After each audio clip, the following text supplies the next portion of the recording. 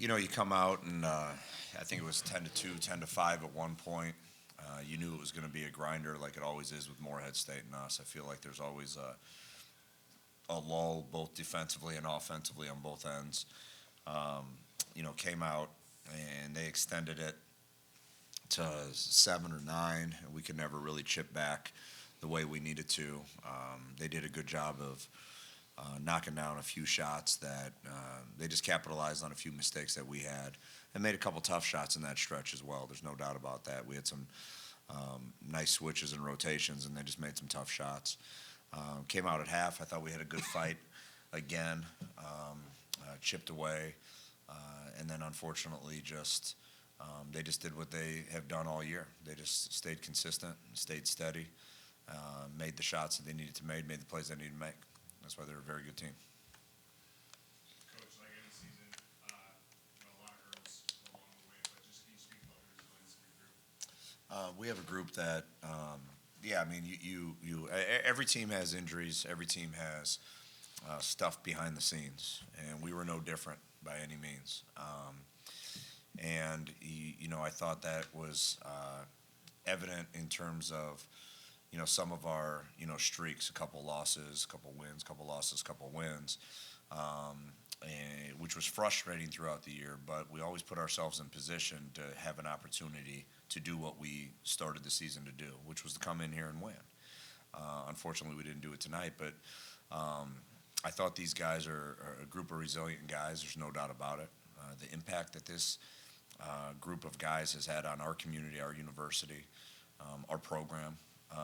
We're winning back-to-back winning seasons. I know that's not the goal, but we have a culture of winning, which when you have never had that before and now you do, that's pretty impressive because of these guys. And that's the resilience that they had throughout the year. They're never going to stop fighting. They're never going to accept failure. And that's going to carry on as this program continues to grow and as they go on to be the men that they are. Maybe a little bit more specific about these guys you brought with you. Coach Spradlin said it seems like they've been around for a decade, and they've done a lot for your program. I knew that was going to happen, right? Yeah.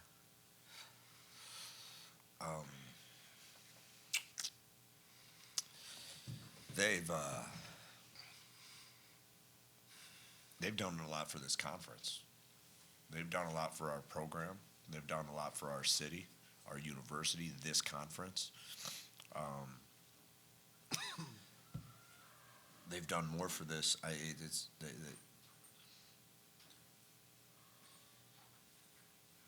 They are special young men.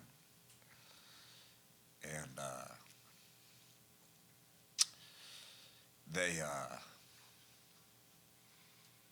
it's pretty cool when you have the opportunity to be around people that you love every day when you go to work. I leave my house,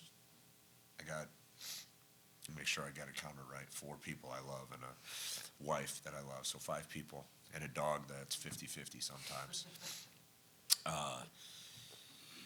And the thing that I have had with these guys for 5 years is they show up every single day, and I know they're going to be there. Their consistency and their durability as people and as basketball players. I mean, think about it. They don't miss games. They don't miss practices.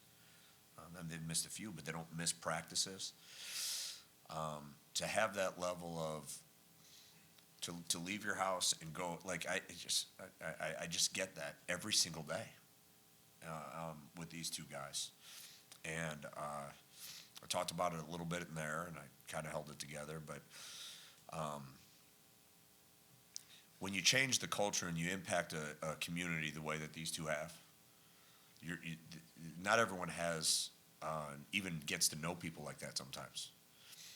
And I had them in my life, and I will continue to have them in my life if they'll allow me, for 5 years, every single day.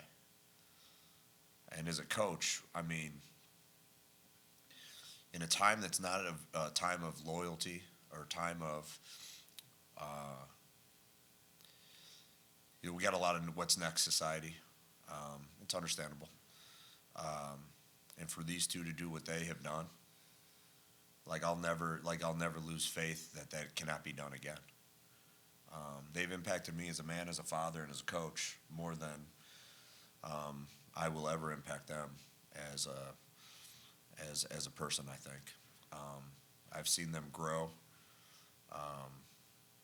and I've seen them grow as men, as a father, as an uncle, and the pride that I have in being associated with these two every single day.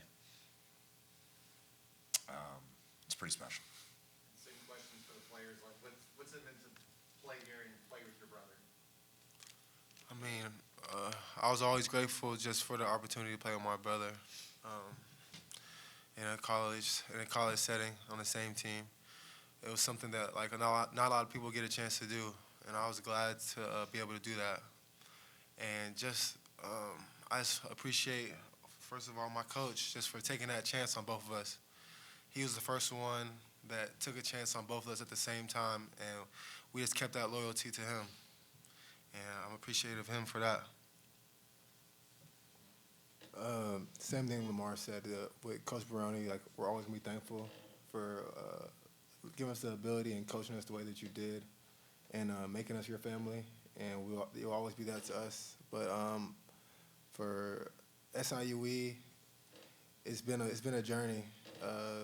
Lots happened in those years, personally and basketball-wise. Spending 5 years somewhere, something we never even thought we could do. Coming into college, it was 4 years, so